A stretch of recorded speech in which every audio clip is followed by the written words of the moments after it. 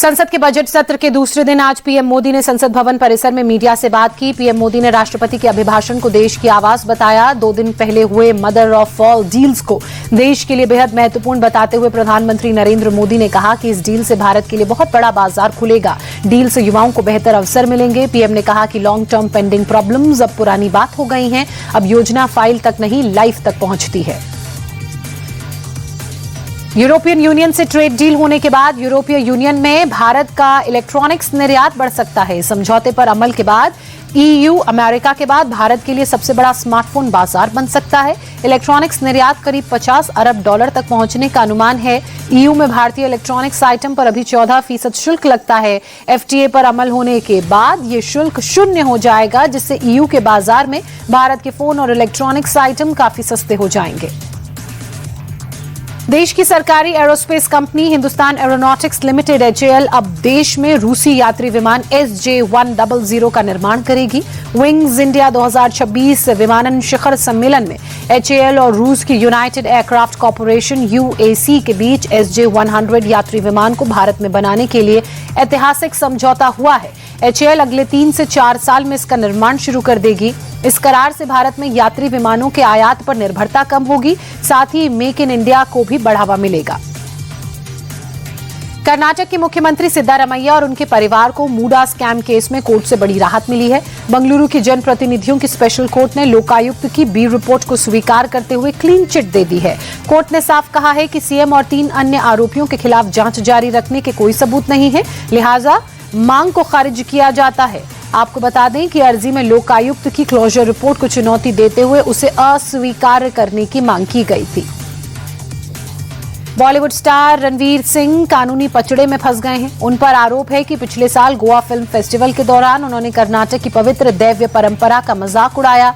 इस मामले ने अब इतना तूल पकड़ लिया कि बंगलुरु में उनके खिलाफ एफआईआर दर्ज की गई है। कांतारा फिल्म के बाद चर्चा में आए इस खास अनुष्ठान को लोग बेहद पवित्र मानते हैं और रणवीर ने मंच पर इसी की नकल उतारी, जो प्रशंसकों और भक्तों को पसंद नहीं आई। भारत में ट्रेन का लेट होना आम बात है, इसमें कोई नई चीज नहीं है और इंडियन रेलवे इस पर ध्यान देने की जरूरत भी नहीं करता। लेकिन उत्तर प्रदेश के बस्ती में ट्रेन का लेट आना रेलवे को हमेशा याद रहेगा, क्योंकि इसके चलते उसे 9 लाख का फटका पड़ गया। दरअसल 2.5 घंटे ट्रेन लेट होने से एक छात्रा का एंट्रेंस एग्जाम छूट गया, जिसके बाद उसने मामले को उपभोक्ता आयोग में उठाया और 20 लाख का दावा दाखिल किया। आयोग ने आरोपों को सही पाया और रेलवे को 9,10,000 का मुआवजा देने के निर्देश दिए। जम्मू कश्मीर के कुपवाड़ा में सुरक्षा बलों के जवानों ने आतंकी साजिश को नाकाम किया। आतंकियों के अड्डे से भारी मात्रा में हथियार, गोला बारूद बरामद हुआ है। कुपवाड़ा के करनाहा क्षेत्र में चलाया गया तलाशी अभियान, जिसमें तलाशी के दौरान 4 पिस्टल, 7 पिस्टल का मैगजीन, 3 AK-47 मैगजीन, AK-47 की 308 राउंड गोलियां और एक स्नाइपर साइट बरामद की गई। पुलिस और सुरक्षा बलों के जवानों ने रत्ती तारी जंगल में इस ज्वाइंट ऑपरेशन को अंजाम दिया। छत्तीसगढ़ में शांति और सुरक्षा बनाए रखने के लिए रजत जयंती पदक का अनावरण किया गया। मुख्यमंत्री विष्णुदेव साय ने पुलिस मुख्यालय में पदक का विमोचन किया। इस दौरान सीएम साय ने कहा कि यह पदक नक्सल विरोधी अभियानों में पुलिस बल के पराक्रम की अमिट पहचान बनेगा।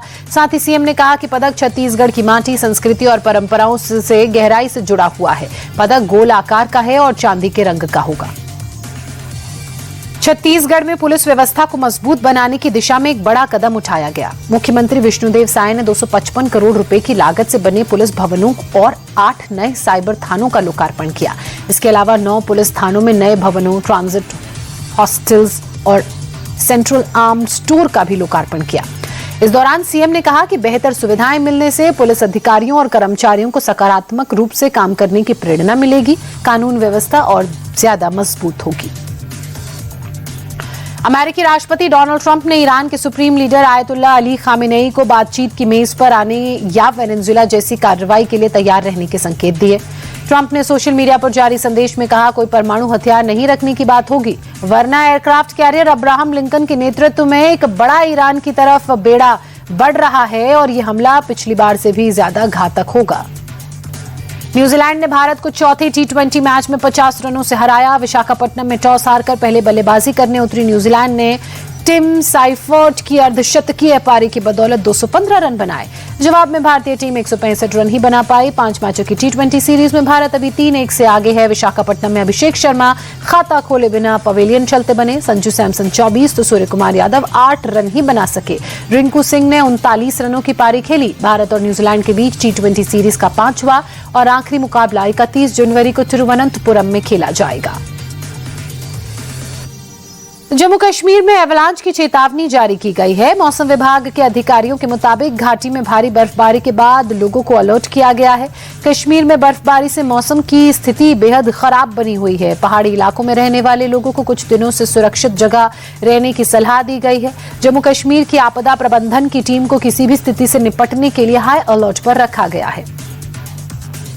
दिल्ली एनसीआर में बारिश के बाद ठिठुरन फिर से बढ़ गई है। अब मौसम विभाग ने अलर्ट जारी किया है कि 1 फरवरी को एक बार फिर से बादल गरजेंगे, बारिश होगी। इस दौरान 30 से 60 किलोमीटर प्रति घंटे की तेज रफ्तार से हवाएं चलने की भी संभावना है और इसीलिए सभी से सावधान रहने को कहा गया है। बीते कुछ दिनों से दिल्ली एनसीआर में बारिश का दौर जारी है, जिस कारण पारा भी गिर गया है। आईएमडी के मुताबिक आने वाले कुछ दिन और सर्दी रहेगी। लोगों को अभी राहत नहीं मिलेगी। प्रसिद्ध टूरिस्ट प्लेस मनाली की ड्रोन से ली गई तस्वीरें जो इस वक्त सामने आ रही हैं वो बेहद मनमोहक और खूबसूरत दिख रही हैं। बर्फबारी के बाद तस्वीर में पूरा मनाली शहर विंटर वंडरलैंड में बदल चुका है। ड्रोन तस्वीरों में एक तरफ पहाड़ की आगोश में चमकते ये जो बर्फ से ढके पहाड़ आप देख रहे हैं, तो वहीं दूसरी तरफ पूरे मनाली शहर में लोगों के घरों, होटल्स, मकानों की छतों पर सफेद बर्फ बिछी हुई है। बर्फ की मोटी चादर से ढके पूरे इलाके में जहां जहां तक हरियाली नजर आ रही थी वो अब पहाड़ों की चादर ओढ़ चुकी है। तस्वीरों को देखकर बर्फ की चादर ओढ़ चुकी है। तस्वीरों को देखकर ऐसा लग रहा है कि मानो धरती पर स्वर्ग उतर आया हो।